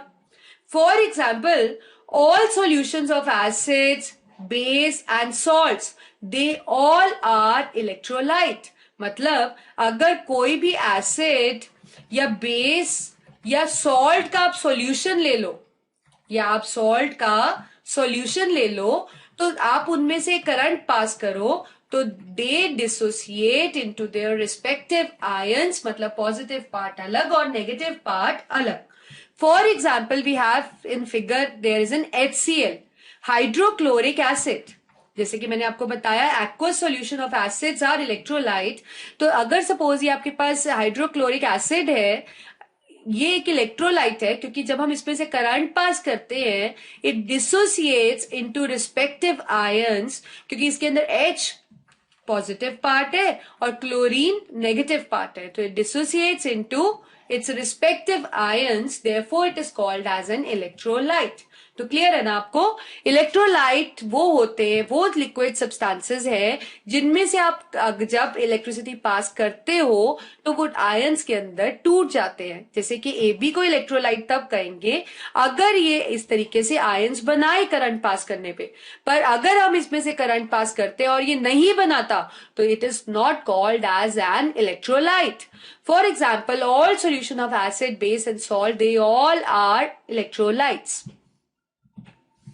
नॉन इलेक्ट्रोलाइट, जैसे कि मैंने आपको बताया electro means electric current, lyte मतलब ब्रेक डाउन, ठीक है। तो नॉन का क्या मतलब है? नॉन का मतलब है कि ऐसा नहीं होगा, कि मतलब इलेक्ट्रिक करंट पास करने से ऐसा कोई ब्रेक डाउन नहीं होगा, therefore it is called as non electrolyte. So the substances which do not dissociate into ions when current is passed, that are called as non-electrolyte। या आप कह सकते हो ये non-conducting solutions होते हैं। ये क्या होते हैं? non-conducting solutions, मतलब के bad conductor, मतलब कि कौन से कंडक्टर? Bad conductor. ये इलेक्ट्रिसिटी आप अपने में से कंडक्ट नहीं करते हैं, तभी इस तरीके का इफेक्ट आप नहीं देखते हो। फॉर एग्जाम्पल, अगर मैं कहती हूं कि AB मेरे पास एक सॉल्यूशन है जो कि नॉन इलेक्ट्रोलाइट है, इसका मतलब जब मैं इसमें से करंट पास करती हूं तो ये कुछ आयंस नहीं बनाता, तो that means it is regarded as non electrolyte. For example, we have distilled water. For example, we have distilled water. This is in distilled water. Distilled water में से जब मैं इलेक्ट्रिसिटी पास करती हूँ तो it do not dissociate into any ions. So that means it is a non-electrolyte. Whereas in the above figure I have an HCl. HCl में से जब मैं करंट पास करती हूँ तो it dissociates into ions. That means it is an electrolyte. But distilled water is a non-electrolyte. तो आप समझ गए ना? इलेक्ट्रोलाइट वो है जो इलेक्ट्रिसिटी जब पास करें तो आयंस में टूटे। नॉन इलेक्ट्रोलाइट जिसमें ऐसा कुछ नहीं होता है, on passing electric current it doesn't break down into any ions. Now we have a phenomena that is an electrolysis. That is an electrolysis. Electro का मतलब है, जैसे कि हमने पहले पढ़ा, इलेक्ट्रिक करंट। लाइसिस का मतलब है ब्रेक डाउन। तो इलेक्ट्रोलिसिस एक ऐसा प्रोसेस है in which electrolyte dissociate into ions when current is pass through it. Obviously electric current pass करने में जो ब्रेक डाउन होते हैं उन सॉल्यूशंस को तो हम इलेक्ट्रोलाइट ही कहते हैं ना। So in electrolysis phenomena we have to make use of only electrolyte, क्योंकि वही तो इलेक्ट्रिसिटी पास करने पे टूटेंगे आयंस में। तो ये जो पूरा फिनोमिना है कि आपने इलेक्ट्रोलाइट में से, सपोज मैंने यहाँ इलेक्ट्रोलाइट लिया, ठीक है, इसमें से मैंने इलेक्ट्रिक करंट पास किया और ये आयंस में टूट गया, ठीक है, और ये क्या है, इलेक्ट्रोलाइट। तो इस पूरे प्रोसेस को मैं क्या बोलूंगी, we call it as electrolysis, we call it as electrolysis. So electrolysis is a process, this full process, a complete process, जिसमें से इलेक्ट्रोलाइट में से जब करंट पास किया, it dissociates into its respective ions, then this phenomena is called as electrolysis. Please remember कि electrolysis में हम सिर्फ इलेक्ट्रोलाइट का ही यूज करेंगे, क्योंकि इलेक्ट्रोलाइट ही तो आयंस के अंदर टूटता है, नॉन इलेक्ट्रोलाइट तो नहीं टूटता है. So this is a process which make use of only electrolyte, because this is a process in which an electrolyte dissociates into ions when current is passed through it. अब दूसरी बात, ये electrolysis किसके अंदर होती है? ये इलेक्ट्रोलिसिस एक स्पेशल तरह के सेल के अंदर होती है, that is called as an electrolytic cell. ये जो पूरा प्रोसेस है कि आपने इलेक्ट्रोलाइट लिया, करंट पास किया, वो आयंस में टूटा, this complete process take place in a cell that is called as an electrolytic cell. अब ये इलेक्ट्रोलिटिक सेल में क्या होता है, what does it consist of actually? It has a container, as you can see there is a container, so it has a container और a beaker actually you can say. तो container होता है इसके अंदर ये जो लिक्विड सॉल्यूशन है that is an electrolyte. वो क्या होता है, इलेक्ट्रोलाइट होता है.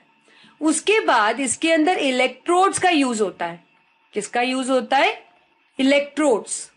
इलेक्ट्रोड्स एक ऐसे डिवाइसेस है, आप कह सकते हो, या ऐसे रॉड्स हैं जो कि वायर्स के थ्रू बैटरी या सेल से कनेक्टेड होते हैं. वायर्स के थ्रू बैटरी या सेल से कनेक्टेड होते हैं, मतलब सर्किट कंप्लीट करते हैं. बैटरी से वायर में करंट आता है, वायर से इलेक्ट्रोड में आता है, और इलेक्ट्रोड से सॉल्यूशन के अंदर आता है, मतलब इलेक्ट्रोलाइट के अंदर आता है. और इलेक्ट्रोलाइट तो आपको पता ही है, जैसे ही करंट आता है तो it breaks up into ions. ठीक है, तो ये इस तरीके का ये जो फिनोमिना होता है वो इस तरीके से इलेक्ट्रोलिटिक सेल के अंदर होता है. अब इस फिगर में पॉजिटिव नेगेटिव का क्या मतलब है? जो बैटरी के, जो इलेक्ट्रोड बैटरी के पॉजिटिव टर्मिनल से कनेक्टेड है that is a positive electrode, और जो नेगेटिव टर्मिनल से कनेक्टेड है that is a negative electrode. Positive electrode का एक स्पेशल नाम है that is called as anode. तो इसके अंदर ये जो इलेक्ट्रोड है जो पॉजिटिव टर्मिनल से कनेक्टेड है that is called as an anode, और जो नेगेटिव टर्मिनल से बैटरी के कनेक्टेड है उसको आप क्या बुलाते हो, that is called as an cathode. तो ये तो क्लियर है ना, इलेक्ट्रोलिसिस के लिए एक सेल होना जरूरी है. सेल मतलब एक बीकर, बीकर के अंदर इलेक्ट्रोलाइट, इलेक्ट्रोलाइट के अंदर इलेक्ट्रोड्स, क्योंकि यही तो करंट पास करेंगे. और इलेक्ट्रोड्स भी कौन से, पॉजिटिव वाला एनोड और नेगेटिव वाला कैथोड.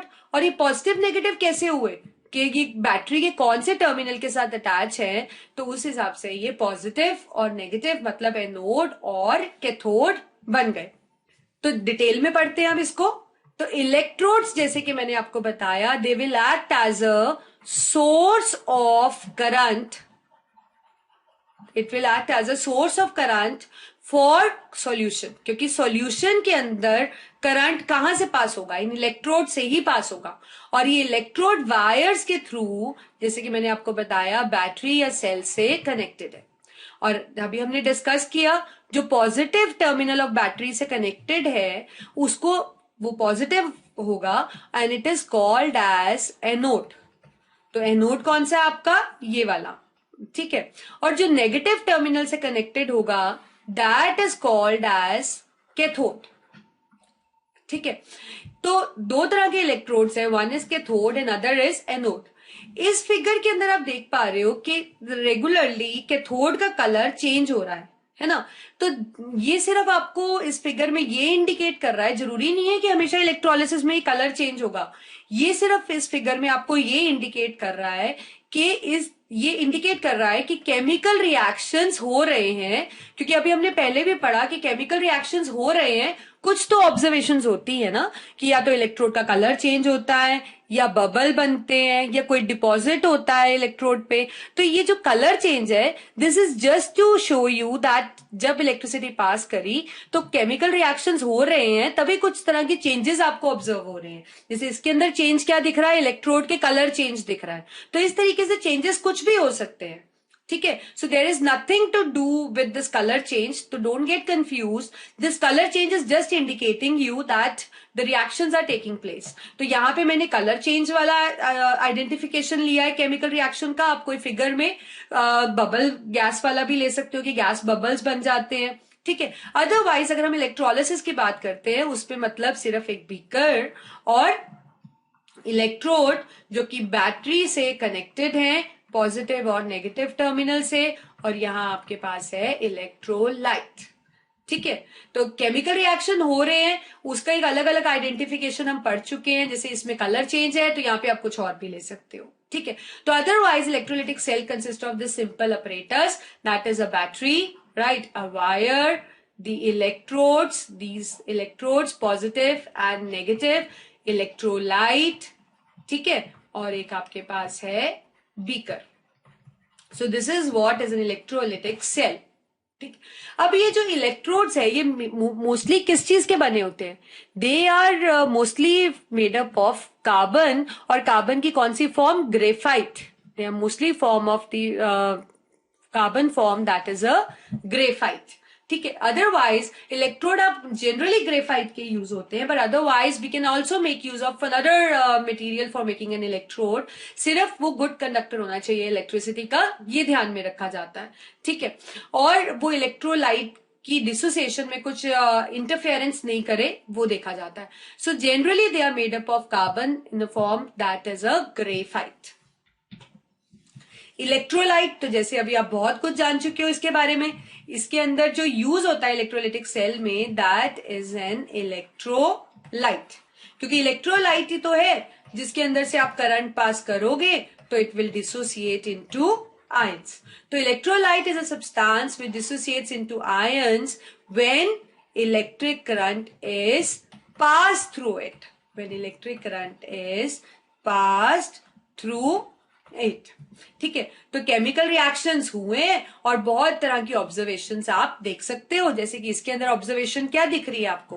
कलर चेंज की। जो आपके पास ये नेगेटिव टर्मिनल है, नेगेटिव इलेक्ट्रोड है, जिसका नाम मैंने क्या आपको बताया, दैट इज एन कैथोड। यहाँ पे केमिकल रिएक्शन की आइडेंटिफिकेशन क्या है कि कलर चेंज दिख रहा है आपको। तो ऐसे ही इलेक्ट्रोलाइट आप यूज करोगे तो इलेक्ट्रिक करंट जब पास करोगे वो आयंस में टूट जाएगा, मतलब कि केमिकल रिएक्शन हो जाएगा। और केमिकल रिएक्शन की आइडेंटिफिकेशन किसी भी प्रॉपर्टी से आप देख सकते हो, जैसे इसके अंदर कलर चेंज हो रही है। तो कुछ एग्जाम्पल करते हैं, कुछ इलेक्ट्रोलिसिस करते हैं। Let us do an electrolysis of aqueous solution of NaCl। मतलब सॉल्ट को, जो कि हमारा कॉमन सॉल्ट है NaCl, उसको पानी में हमने घोला और जो सॉल्यूशन बना that is called as an aqueous solution of sodium chloride. Aqueous मतलब जिसके अंदर पानी होता है। So that is called as an aqueous solution of sodium chloride. तो यहाँ पे आपने ये जो ब्लू लिक्विड दिख रहा है आपको, this is a NaCl solution, that means an aqueous solution, ठीक है। अब इसमें इलेक्ट्रोड्स भी आप देख पा रहे हो। तो जो पॉजिटिव टर्मिनल के साथ कनेक्टेड है दैट इज एन एनोड, और जो नेगेटिव टर्मिनल ऑफ बैटरी के साथ कनेक्टेड है that is N cathode. Don't get confuse. अभी तक जो हम फिगर कर रहे थे उसके अंदर मैंने एनोड ये वाला बनाया था और कैथोड इस साइड वाला बनाया था। तो इसमें आप कंफ्यूज नहीं होना। सिर्फ फर्क है कि जो पॉजिटिव टर्मिनल से अटैच है वो एनोड है, जो नेगेटिव से अटैच है वो कैथोड है। तो जरूरी नहीं है कि इनकी साइड्स फिक्स्ड है, जैसे इसके अंदर साइड्स चेंज हुई है, पर मैटर करता है कि जो बैटरी या सेल के नेगेटिव टर्मिनल से कनेक्टेड है दैट इज इन कैथोड, और जो पॉजिटिव से कनेक्टेड है दैट इज इन एनोड, ठीक है। So cathode is a negative terminal and anode is a positive terminal. और इसके अंदर जो इलेक्ट्रोलाइट आपने यूज किया है, जैसे कि हमने डिस्कस किया अभी, that is N NaCl aqueous solution, ठीक है। अब हमने करंट पास किया, तो जब हमने सपोज हमारे पास ये सोडियम क्लोराइड का एक्वस सॉल्यूशन है, ठीक है, तो इसमें से जब हमने करंट पास किया तो obviously it is going to dissociate into ions. तो इससे ये आयंस बन गए Na पॉजिटिव और Cl नेगेटिव। ये आयंस पॉजिटिव नेगेटिव कैसे बने वो हमने मेटल्स नॉन मेटल्स वाले चैप्टर में भी डिस्कस किया था कि किस अकॉर्डिंग वैलेंसीज के अकॉर्डिंग ये कैसे टूटते हैं। ठीक है, तो ऐसे ही NaCl इलेक्ट्रिक करंट पास होने पे Na पॉजिटिव और Cl नेगेटिव, क्योंकि इसके अंदर ये पॉजिटिव पार्ट था और Cl नेगेटिव पार्ट था, तो इलेक्ट्रिक करंट पास करने पे ये पॉजिटिव और नेगेटिव पार्ट में टूट गया। उसके बाद क्या हुआ, दोबारा से इक्वेशन लिख लेते हैं एक बार। NaCl का एक्वस सॉल्यूशन करंट पास करने से पॉजिटिव और नेगेटिव पार्ट में ब्रेक हो गया। अब ये जो आयंस बने ये सॉल्यूशन के अंदर बने, है ना, ये सारा का सारा जो सॉल्यूशन था ये करंट पास करने पे इस तरीके से आयंस में ब्रेक हो गया। अब क्या होगा, ये oppositely charge ions oppositely charge electrode पे जाएंगे। अब आपको पता है कैथोड नेगेटिवली चार्ज है और एनोड पॉजिटिवली चार्ज है। ये तो अभी हम पढ़ चुके हैं ना कि जो टर्मिनल नेगेटिव टर्मिनल से कनेक्ट होता है वो बैटरी के नेगेटिव टर्मिनल से होता है वो कैथोड होता है और जो पॉजिटिव से वो एनोड। तो क्या होगा, तो इसका मतलब कैथोड नेगेटिव है और एनोड पॉजिटिव है। तो oppositely charge ions oppositely charge electrode पे जाएंगे। तो ये Na will go on cathode, it will migrate towards cathode and Cl will migrate towards anode। जैसे कि आप फिगर में देख भी पा रहे हो कि सोडियम जो है that is moving towards cathode, है ना, क्योंकि ये पॉजिटिवली चार्ज है और कैथोड आपका नेगेटिवली चार्ज है। और ये जो क्लोरीन के आयंस है नेगेटिवली चार्ज है, they are moving towards anode that is the positive pole. अब जब ये अलग अलग आयंस अपने अलग अलग इलेक्ट्रोड पे पहुंच गए तो कुछ रिएक्शंस आपको करने को दिखेंगे। तो एनोड पे क्या हुआ, एनोड पे Cl नेगेटिव गया, है ना, ये Cl नेगेटिव गया। नेगेटिव का मतलब होता है कि इसने इलेक्ट्रॉन ले रखा है। ये हमने मेटल्स नॉन मेटल्स चैप्टर में भी पढ़ा था कि जब भी जैसे आपके पास आयन दो होते हैं पॉजिटिव और नेगेटिव, आयन जो होते हैं वो दो होते हैं पॉजिटिव और नेगेटिव।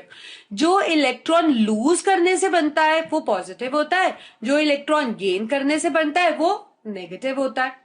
तो ऐसे ही Cl नेगेटिव ने क्या कर रखा है, इलेक्ट्रॉन गेन कर रखा है। कितना इलेक्ट्रॉन गेन कर रखा है, जितना नेगेटिव चार्ज है। तो कितना नेगेटिव चार्ज है यहाँ 1 ना, तो इसका मतलब इसने एक इलेक्ट्रॉन गेन कर रखा है। तो ये वो इलेक्ट्रॉन जो इसने गेन कर रखा है उसको वापस दे देगा, तो मतलब माइनस होंगे इसमें से कितने इलेक्ट्रॉन, जितने इसने ले रखे हैं। तो कितना नेगेटिव चार्ज है 1 ना, तो एक इलेक्ट्रॉन इसने वापस दे दिया। And after losing it will form Cl। इसने क्या बनाया, आयन से ही ये एटम बन गया, क्लोरीन एटम। आपको पता है क्लोरीन कैसे एग्जिस्ट करता है नेचर में, गैस की फॉर्म में एग्जिस्ट करता है ना, Cl2 की फॉर्म में एग्जिस्ट करता है। तो ऐसे Cl जो बनते रहेंगे नोड पे, तो उसमें से दो दो Cl आपस में कंबाइन कर कर Cl2 गैस बनाते रहेंगे। तो इसका मतलब एनोड पे आपको क्या मिलेगी, Cl2 गैस मिलेगी रिएक्शन के बाद। और कैथोड पे कौन गया, कैथोड पे Na पॉजिटिव गया। पॉजिटिव जैसे मैंने आपको बताया इलेक्ट्रॉन लूज करने से बनता है। तो कितना पॉजिटिव है, 1 पॉजिटिव, मतलब इसने कितने इलेक्ट्रॉन लूज किए हैं, एक इलेक्ट्रॉन लूज किया है ना। तो जो इसने इलेक्ट्रॉन लूज किया है वो ये वापस ले लेगा, एक इलेक्ट्रॉन वापस ले लेगा और लेने के बाद ये क्या बन जाएगा, सोडियम एटम। ठीक है, तो ऐसे बहुत सारे सोडियम के डिपॉजिट आपको कहाँ मिलेंगे, कैथोड पे मिलेंगे। तो इस रिएक्शन के बाद जो प्योर सोडियम है that will get deposit on cathode and this chlorine gas will liberated at anode. तो इसका मतलब इस तरीके से इलेक्ट्रोलिसिस होती है। पहली चीज तो आपने देख लिया ना, इलेक्ट्रोलाइटिक सेल की इन्वॉल्वमेंट थी, कंटेनर में NaCl इलेक्ट्रोलाइट था, इलेक्ट्रोड थे एनोड और कैथोड, है ना, कि वो बैटरी के कौन से टर्मिनल के साथ कनेक्टेड है उस हिसाब से इनके नाम कैथोड और एनोड रखे गए। फिर आपने करंट पास किया तो इलेक्ट्रोलाइट आयंस में टूट गया। आयंस पे टूटने के बाद वो ऑपोजिटली चार्ज इलेक्ट्रोड पे अट्रैक्ट हुआ और वहां जाकर ये कुछ केमिकल रिएक्शंस हुए। क्या केमिकल रिएक्शंस हुए, this is actually not included in your syllabus कि केमिकल रिएक्शंस क्या है। This is just to upgrade your knowledge कि केमिकल रिएक्शन किस तरीके से हुए। तो एनोड पे कौन गया, Cl नेगेटिव। नेगेटिव का मतलब इसने इलेक्ट्रॉन लिया हुआ था, इसने वापस दे दिया, एटम की फॉर्म में आ गया। क्लोरीन एटम कैसे एग्जिस्ट करते हैं, एज अ गैस। तो दो Cl कंबाइन होकर Cl2 गैस की फॉर्म में लिबरेट हो गए एनोड पे। सिमिलरली कैथोड पे कौन गया, Na पॉजिटिव। पॉजिटिव मींस इसने इलेक्ट्रॉन लूज कर रखा है, so it is going to gain its electron back. इसने एक इलेक्ट्रॉन वापस लिया, प्लस का मतलब ऐड हो गया इसमें, it forms a pure sodium. तो प्योर चीज हमेशा आपको इलेक्ट्रोलिसिस के बाद कहाँ मिलती है? कैथोड पे। और एनोड पे आपको क्या मिली? Chlorine gas. तो इस तरीके से इलेक्ट्रोलिसिस हम बहुत चीजों की कर सकते हैं। जैसे अभी हमने NaCl की, ऐसे आप एक्वा सोल्यूशन ऑफ NaCl की तरह काफी कुछ और इलेक्ट्रोलिसिस भी कर सकते हो। For example, we are going to conduct an electrolysis of aqueous solution of water. अब ये जो aqueous solution है वाटर का, जैसे कि आपको पता है प्योर फॉर्म ऑफ वाटर तो क्या होता है? पुअर कंडक्टर होता है। और इसके अंदर आप क्या यूज करना चाहते हो? इलेक्ट्रोलाइट। तो गुड कंडक्टर पानी को बनाने के लिए पानी के अंदर हमने थोड़ा सा एसिड डाल दिया, पानी के अंदर थोड़ा सा हमने एसिड डाल दिया। तो water with little acid is used in this case, right. तो इसकी इलेक्ट्रोलिसिस करेंगे। तो ये आपके पास इलेक्ट्रोलिटिक सेल है, जैसे कि आप देख पा रहे हो, है ना। और इसके अंदर ये इलेक्ट्रोड्स हैं आपके पास, ये पॉजिटिव टर्मिनल से कनेक्ट हुआ है ना। तो this obviously act as a anode, और ये नेगेटिव टर्मिनल से हुआ है, तो obviously this act as a cathode. ठीक है। तो और ये बीच में जो इलेक्ट्रोलाइट आपने लिया है, that is a water with little acid. इन जो इलेक्ट्रोड्स है, इनके ऊपर आपने ट्यूब्स को रख दिया है, ट्यूब को, ग्लास की ट्यूब्स को इन्वर्ट करके रख दिया है, क्योंकि इसमें गैस लिबरेशन होती है। तो गैस को आप कलेक्ट कर सको, तो हमने ग्लास की ट्यूब्स को इन्वर्ट करके इन इलेक्ट्रोड्स के ऊपर डाल दिया है। तो कैथोड तो वैसे ही, जैसे कि मैंने बताया, नेगेटिव टर्मिनल, एनोड आपका positive terminal. Electrolyte water with little acid. तो जब आपने करंट पास किया, तो ये जो वाटर है it actually split into ions. ये भी पानी के अंदर स्प्लिट हो गया, क्योंकि इसमें थोड़ा सा एसिड था ना, तो इसलिए ये गुड कंडक्टर बन गया। तो इट स्प्लिट इनटू आयंस। अब आपको पता है कि जैसे आयंस में स्प्लिट हुआ, तो ये आयंस ऑपोजिटली चार्ज इलेक्ट्रोड पे गए, केमिकल रिएक्शंस हुए, और एज अ रिजल्ट आपने देखा कि क्या ऑब्जर्वेशन थी केमिकल रिएक्शंस की, कि आपको कैथोड पे हाइड्रोजन गैस के बबल्स मिले और एनोड पे आपको ऑक्सीजन गैस के बबल्स मिले। तो ये जो आपके पास पॉजिटिव के साथ अटैच हुआ ये एनोड है ना आपके पास, है ना। तो एनोड पे आपको किसके बबल्स मिले? ऑक्सीजन गैस के। और जो आपके पास कैथोड था उस पे आपको बबल्स मिले हाइड्रोजन गैस के, जिसने एक्चुअली इंडिकेट किया कि केमिकल रिएक्शंस हुए हैं। तो जैसे आपने वाटर लिया, उसमें थोड़ा सा एसिड डाला, गुड कंडक्टर हो गया, उसको आपने इलेक्ट्रोलाइट की तरह यूज किया। जो कैथोड और एनोड थे वो आपने इन्वर्टेड ट्यूब के साथ ऐसे अटैच कर दिए, मतलब उसके ऊपर इन्वर्टेड ट्यूब्स डाल दी, करंट पास करने से ये डिसोसिएट हो गया। As a result chemical reactions हुए एनोड कैथोड पे, और एज अ रिजल्ट आपको कैथोड पे हाइड्रोजन गैस के बबल्स और एनोड पे ऑक्सीजन गैस के बबल्स मिले, विच एक्चुअली इंडिकेट्स कि करंट पास करने से इलेक्ट्रोलाइट डिसोसिएट हुआ, है ना।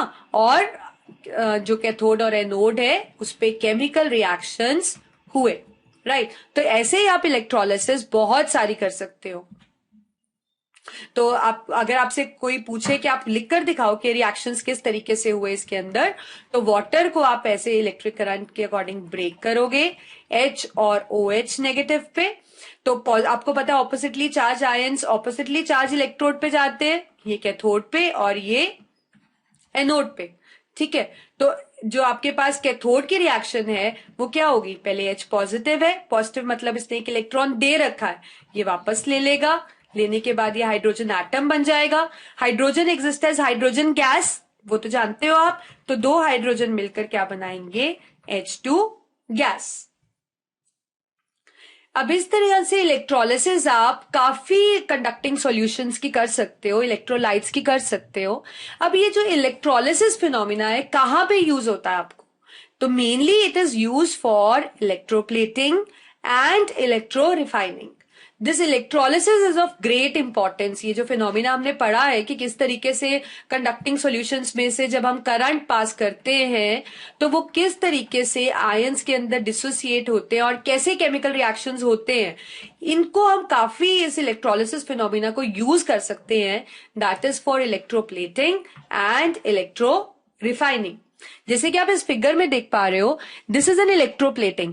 इसके अंदर क्या होगा? इलेक्ट्रोप्लेटिंग का मतलब है केमिकल रिएक्शन का आफ्टर इफेक्ट ये होगा कि जो ये स्पून है, जैसे कि आप इसमें देख पा रहे हो ना, ये कॉपर की प्लेट इसके अंदर एनोड है और ये स्पून जो आयरन का बना हुआ है ये कैथोड है और कॉपर सल्फेट इलेक्ट्रोलाइट है। तो जब आप इसकी इलेक्ट्रोलिसिस करोगे तो ये जो कॉपर है it will get deposit on the spoon, this is called as electroplating.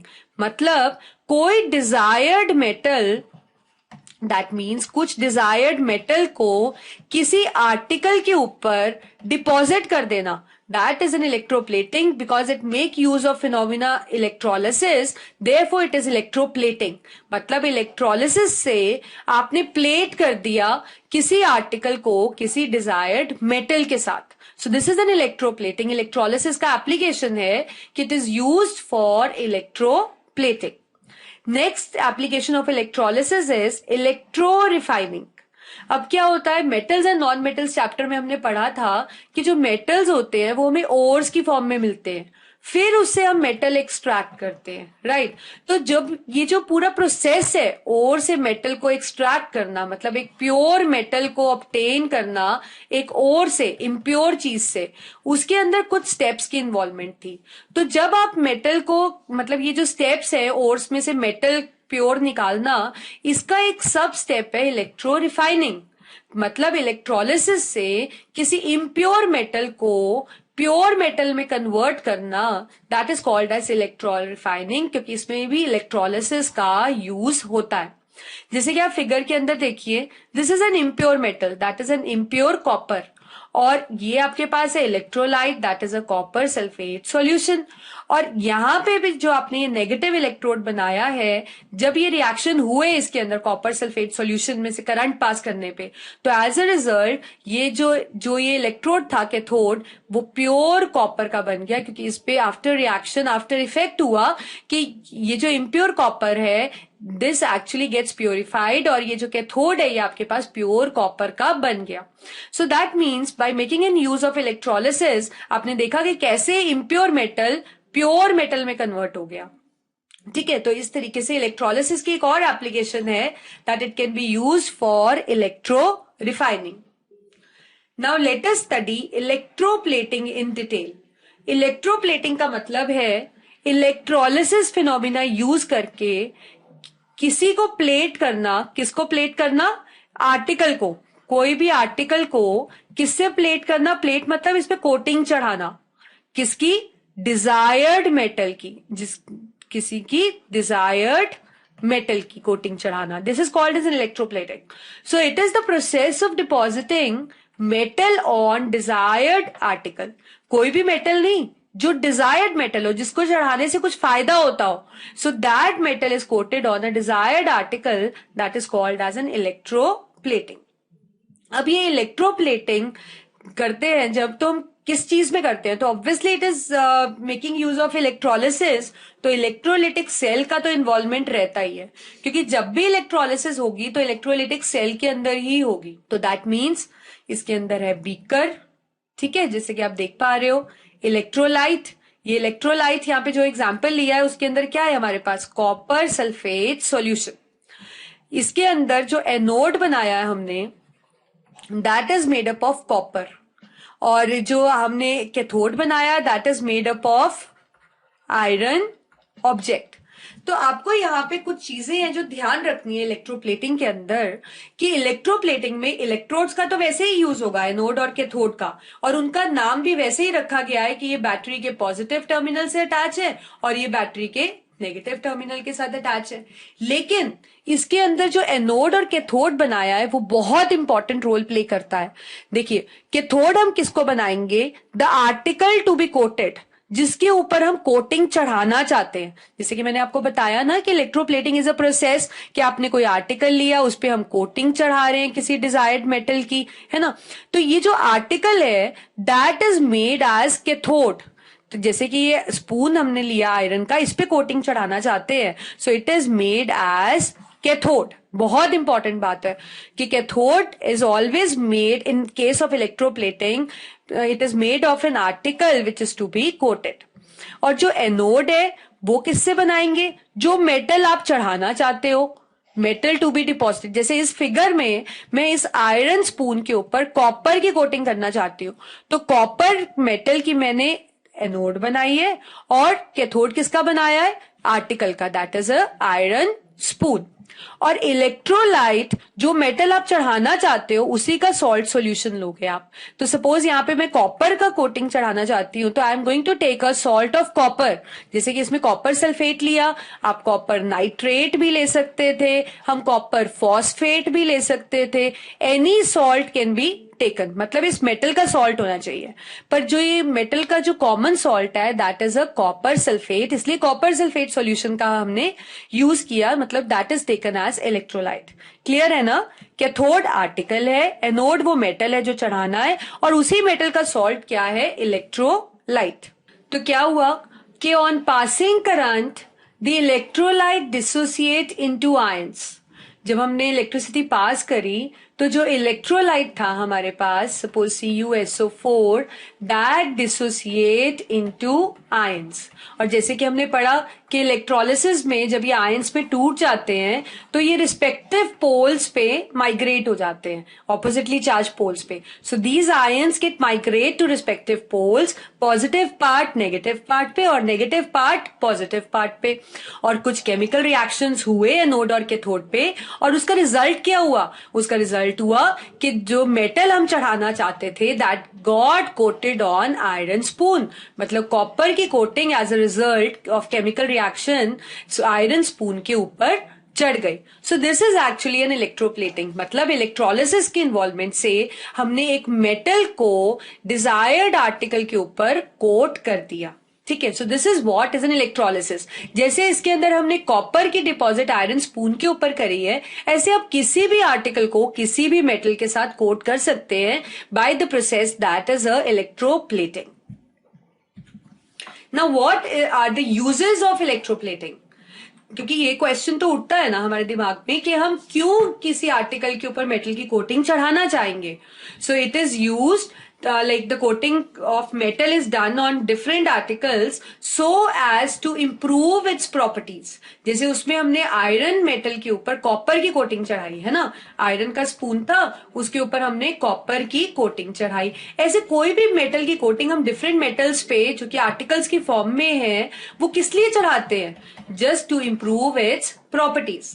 जैसे कि आप ये फिगर देख रहे हो, this is a tin can, this is a tin can, इसके ऊपर आयरन की मेटल के ऊपर टिन की कोटिंग चढ़ाई गई है। ठीक है, ऐसे ही ये जो आर्टिकल देख रहे हो दिस इज अ ब्रेसलेट, ठीक है, जो कि गोल्ड का ब्रेसलेट है, लेकिन इसके ऊपर कोटिंग जो चढ़ी हुई है वो एक अलग मेटल की चढ़ी हुई है।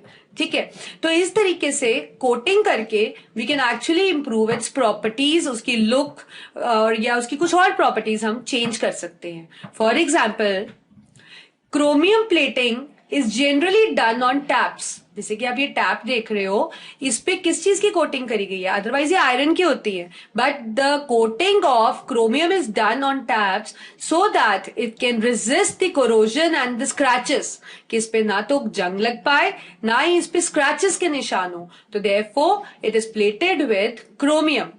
ऐसे ही ये जो ज्वेलरी आप देख पा रहे हो, ये जो ब्रेसलेट की हम बात कर रहे हैं, ठीक है, इस ब्रेसलेट के अंदर इसको कम एक्सपेंसिव बनाने के लिए, otherwise gold is very expensive, but just to make it less expensive हमने क्या किया कि jewellery can actually be electroplate with silver और विद ब्रॉन्ज और copper just to make it less expensive. मतलब कभी भी कोई सिल्वर या गोल्ड की ज्वेलरी को आप लेस एक्सपेंसिव मेटल्स के साथ प्लेट करके उसका रेट भी कम कर सकते हो, और actually you can improve its properties also, उसको एक डिफरेंट लुक दे सकते हो। सो jewelries are actually you can say electroplated, and with jewelry maximum time which is made up of silver and gold with less expensive metal just to change its you can say properties।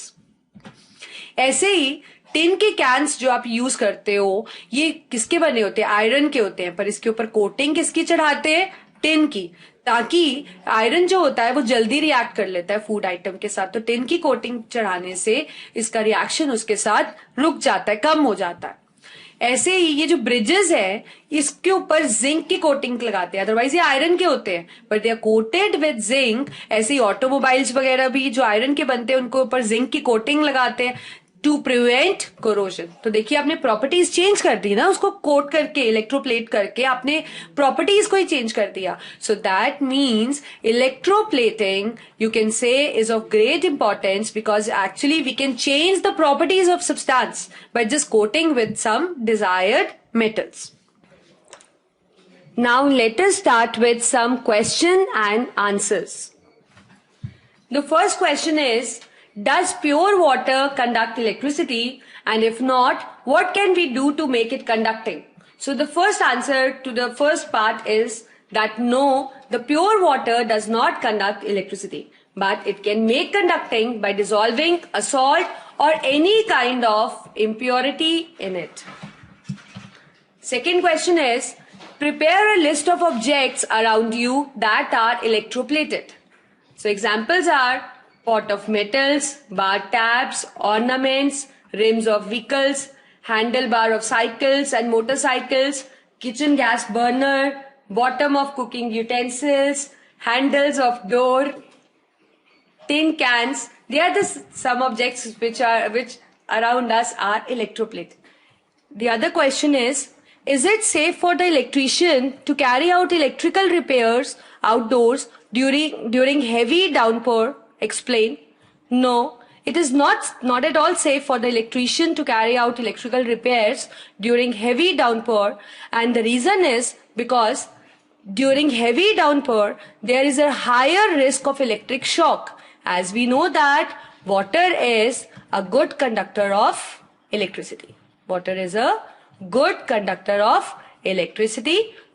So it is not safe for an electrician to carry out electrical repairs outdoors during heavy downpour. Now the another question is, what are the two methods of testing an insulator or a conductor? So what we can do is, we use an electric lamp to test the conductivity. As an electric lamp is attached to the electric circuit, so if the substance allows the current to pass through it, the bulb starts glowing. Otherwise, the bulb will not glow. Right? So this is the first method what you can do is, but this method does not work when the current is very small. So if in case the current is small, we can use another method in which we use a magnetic tester. So magnetic tester is used to test the conductivity when the current is allowed to pass through it, as it creates a magnetic field and the magnetic compass shows a deflection. So the deflection in magnetic compass indicates the current in a circuit. So these two methods we can actually use to test a conductor or an insulator. What do you mean by electroplating and how does it take place? Electroplating is a process of coating a desired metal on a metal surface by using a electric current. Now how it is done? A metal plate and the substance to be coated are dipped in a current conducting solution with conducting wires. The object to be coated is attached to the negative terminal and the metal to be coated is attached to the positive terminal of the battery. So when current is passed, the compounds of the conducting solution breaks and the free metal as a result deposit on the object which is attached to the positive terminal of the battery. Now we are going to do certain multiple choice questions. So electroplating is based on magnetic effect of current, chemical effect of current, heating effect of current, or physical effect of current. So the correct answer is chemical effect of current. Another question is, poor conductors are plastics, clothes, wood, or all the above. So the correct answer is that poor conductors are all the above. Next, the flow of electrons is called electroplating, electrolyte, electrodes, or electric current. Obviously, the flow of electrons is called as electric current. Adding common salt to the distilled water makes it good conductor, insulator, none, or both conductor and insulator. The answer is that adding common salt to distilled water makes it a good conductor. Thank you.